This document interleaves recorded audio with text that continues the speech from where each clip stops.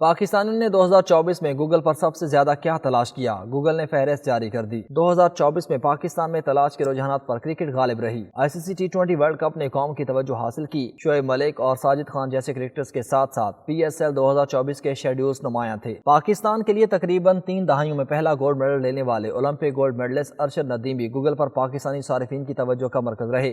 Media شخصیات ثنا جاوید اور زویا ناصر، بھارتی بزنس ٹائکون مکیش امبانی اور سوشل میڈیا شخصیات حریم شاہ اور مناہل ملک سے متعلق بھی خوب سرچ کیا گیا۔ انٹرٹینمنٹ نے پاکستان کے ڈیجیٹل منظرنامے میں نمایاں مقام حاصل کیا۔